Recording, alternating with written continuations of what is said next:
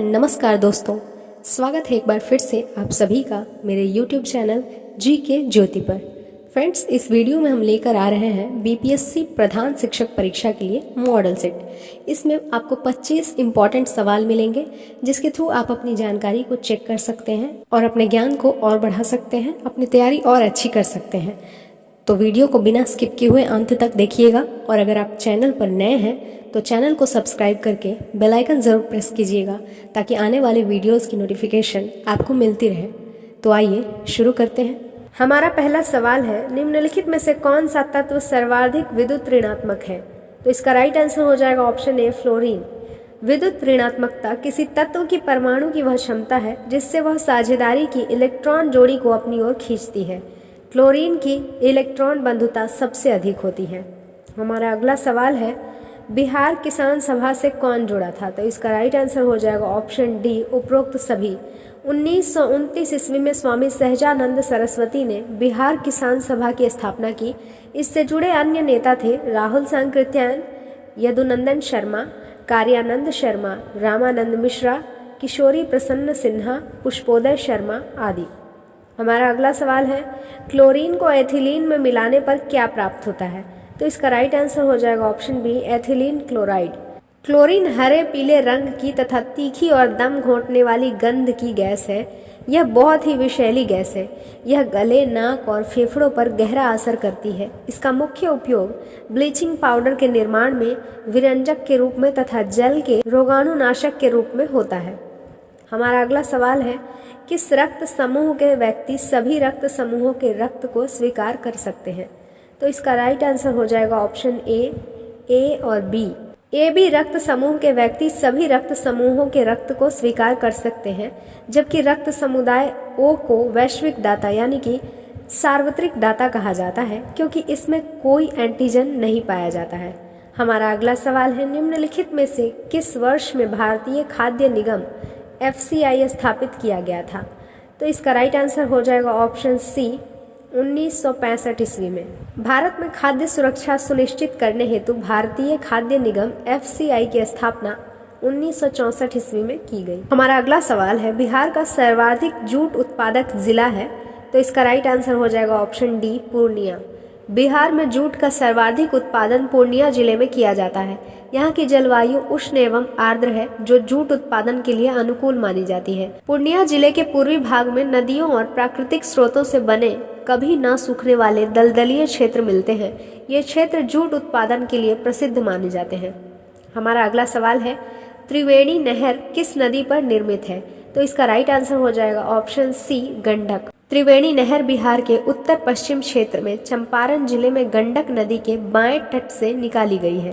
क्षेत्र में सिंचाई प्रणाली को प्रभावी बनाने हेतु त्रिवेणी नहर का निर्माण कार्य 1909 ईस्वी में प्रारंभ किया गया था। हमारा अगला सवाल है, पटना में वर्ष 1913 में अनुशीलन समिति की एक शाखा की स्थापना किसने की? तो इसका राइट आंसर हो जाएगा ऑप्शन सी, सचिंद्रनाथ सान्याल। पटना में वर्ष 1913 में अनुशीलन समिति की एक शाखा सचिंद्रनाथ सान्याल ने स्थापित की थी। अनुशीलन समिति अंग्रेजों के विरुद्ध बंगाल में गुप्त संस्था थी। इसका मुख्य कार्य बंकिम चंद्र चट्टोपाध्याय के मार्ग का अनुशीलन चलाना था। यदुनाथ सरकार एक इतिहासकार थे। मजरूल हक कांग्रेस कमेटी के वर्ष 1906 में उपाध्यक्ष चुने गए। उन्होंने मातृभूमि पत्रिका निकाली थी। हमारा अगला सवाल है, कलकत्ता में उच्चतम न्यायालय की स्थापना किस वर्ष में हुई थी? तो इसका राइट आंसर हो जाएगा ऑप्शन बी, 1774 ईस्वी में। 1773 ईस्वी के रेगुलेटिंग एक्ट के प्रावधानों के अंतर्गत कलकत्ता के फोर्ट विलियम में सुप्रीम कोर्ट की स्थापना की गई। कलकत्ता में न्याय व्यवस्था के लिए सुप्रीम कोर्ट की स्थापना हेतु लेटर्स ऑफ पेटेंट 26 मार्च 1774 को जारी किया गया था। इसकी स्थापना एक कोर्ट ऑफ रिकॉर्ड के रूप में पूर्ण शक्ति और स्वायत्तता के साथ की गई थी। इस सुप्रीम कोर्ट में एक मुख्य न्यायाधीश और 3 अन्य न्यायाधीश शामिल थे। हमारा अगला सवाल है, प्रभुसत्ता का एकात्मक सिद्धांत किसके द्वारा प्रस्तुत किया गया है? तो इसका राइट आंसर हो जाएगा option C, Austin. John Austin 1790 ईस्वी से 1859 ईस्वी इंग्लैंड के एक विधिवेता थे। इनके द्वारा प्रभु सत्ता का एकात्मक सिद्धांत प्रस्तुत किया गया है। इस सिद्धांत के अनुसार प्रत्येक स्वतंत्र राजनीतिक समुदाय में एक परम शक्ति पाई जाती है जो किसी व्यक्ति या व्यक्तियों के निकाय से निश्चित होती है। हमारा अगला सवाल है, एशिया की विशाल नदी मेकांग निम्नलिखित देशों में से किसमें नहीं बहती है?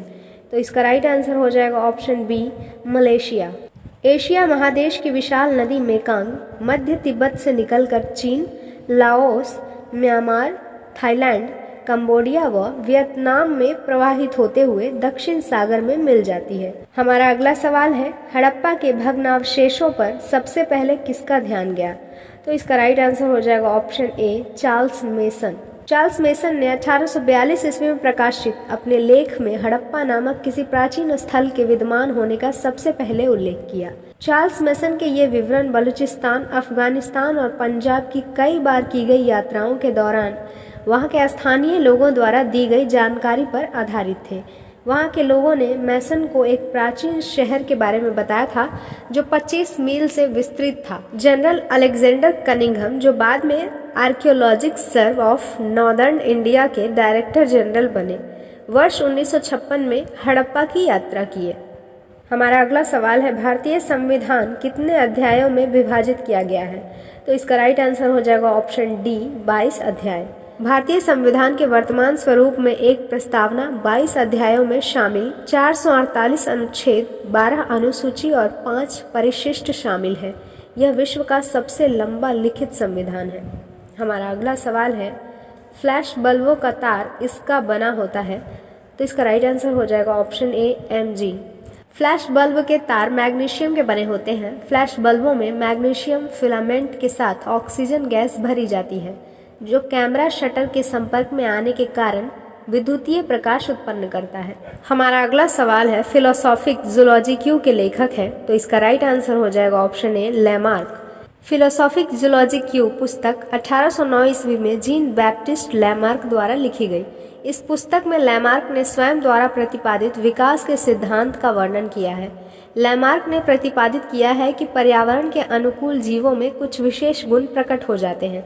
उन्होंने इस बात पर जोर दिया है कि ये गुण उनके पूर्ववर्ती से भिन्न होते हैं जो कालांतर में विलुप्त प्राय हो जाते हैं। हमारा अगला सवाल है, निम्नलिखित में से किसकी वेधन क्षमता सबसे उच्च है? तो इसका राइट आंसर हो जाएगा ऑप्शन सी, गामा किरण। बंधन शक्ति विपरीत रूप से आकार से संबंधित है। अल्फा कण सबसे बड़े होने के कारण कम भेदक है। गामा किरणें सर्वाधिक विकिरण भेदी किरणें हैं। ये उच्च ऊर्जा युक्त तरंगे हैं जबकि अणु या परमाणु के आयनीकरण में कमजोर तरंगे हैं। हमारा अगला सवाल है, पोशवा फ्लोएम का दूसरा नाम है? तो इसका राइट आंसर हो जाएगा ऑप्शन डी, बास्ट। फ्लोएम को बास्ट भी कहा जाता है। यह एक जीवित संवहन ऊतक है। इसका मुख्य कार्य पत्तियों द्वारा बनाए गए भोजन को पौधों के विभिन्न भागों में पहुंचाना है। फ्लोएम मुख्यतः 4 प्रकार के विशिष्ट कोशिकाओं द्वारा निर्मित होता है, जिसे sieve tubes, companion cells, phloem fibres और फ्लोएम पैरेन्काइमा सेल्स कहा जाता है। हमारा अगला सवाल है, सामान्य ब्रेड रोटी गेहूं ट्रिटिकम स्टाइवम है? तो इसका राइट आंसर हो जाएगा ऑप्शन बी, षटगुणित। सामान्य गेहूं ट्रिटिकम स्टाइवम रोटी का गेहूं के नाम से भी जाना जाता है। एक एलोहेक्साप्लॉइड, एक एलोपोलीप्लॉइड 6 जोड़े क्रोमोसोम्स के साथ 2 जोड़े प्रत्येक 3 अलग स्पीशीज से है। यह मानव पोषण के लिए एक अत्यंत महत्वपूर्ण खाद्यान्न फसल है। हमारा अगला सवाल है, रंध्र मुख द्वार इस पर आधारित है? तो इसका राइट आंसर हो जाएगा ऑप्शन बी, अंतःपरासरण। रक्षक कोशिकाएं अपने चारों ओर प्रकाश संश्लेषण के कारण एटीपी उत्सर्जित करती हैं तथा कोशिकाओं से पोटेशियम धनात्मक आयनों को अवशोषित करती हैं, जिससे ये कोशिकाएं हाइपोटोनिक हो जाती हैं। अंतःपरासरण कोशिकाओं द्वारा जल अवशोषित करने के कारण रक्षक कोशिकाएं सूज जाती है और रंध्र खुल जाते हैं। प्रकाश की तीव्रता के कम होने और प्रकाश संश्लेषण के कारण रंध्रीय छिद्र बंद हो जाते हैं। हमारा अगला सवाल है, निम्न में से कौन सा कथन सही नहीं है? तो इसका राइट आंसर हो जाएगा ऑप्शन सी, आर्द्रता के बढ़ने पर वायु में ध्वनि का वेग कम हो जाता है। ध्वनि की चाल पर आर्द्रता का प्रभाव नमी युक्त वायु का घनत्व शुष्क वायु के घनत्व से कम होता है। अतः शुष्क वायु की अपेक्षा नमी युक्त वायु में ध्वनि की चाल अधिक होती है। हमारा अगला सवाल है, सुस्पष्ट दर्शन की न्यूनतम दूरी है, तो इसका राइट आंसर हो जाएगा ऑप्शन बी 25 सेंटीमीटर। किसी वस्तु की न्यूनतम दूरी मानव नेत्र की रेटिना पर बनने वाले वस्तु के सुस्पष्ट प्रतिबिंब दर्शन की न्यूनतम दूरी को कहा जाता है। एक सामान्य मानव नेत्र के लिए यह दूरी 25 सेंटीमीटर के बराबर होता है।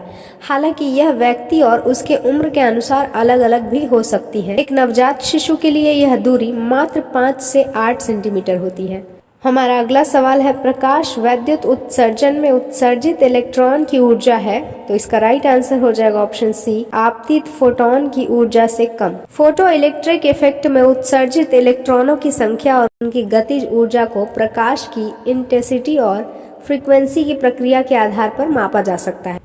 लाइट बीम की इंटेंसिटी में वृद्धि से लाइट बीम में फोटोन की संख्या में वृद्धि होती है और इस प्रकार इलेक्ट्रॉनों की संख्या एक्साइटेड होती है, लेकिन यह प्रत्येक इलेक्ट्रॉनों की ऊर्जा में वृद्धि नहीं करता। हमारा अगला सवाल है, कोणीय संवेग इसके बराबर है, तो इसका राइट आंसर हो जाएगा ऑप्शन ए, जड़त्व आघूर्ण गुणे कोणीय वेग। कोणीय संवेग, यदि पिंड किसी अक्ष के परितः घूम रहा है तो उस अक्ष के परितः कणों के रेखीय संवेगों के आघूर्णों के योग को उस पिंड का उस अक्ष के परितः कोणीय संवेग कहते हैं। कोणीय संवेग बराबर जड़त्व आघूर्ण गुणे कोणीय वेग। हमारा अगला सवाल है, अति चालकता का अर्थ है, तो इसका राइट आंसर हो जाएगा ऑप्शन सी, धारा बिना किसी प्रतिरोध का सामना किए।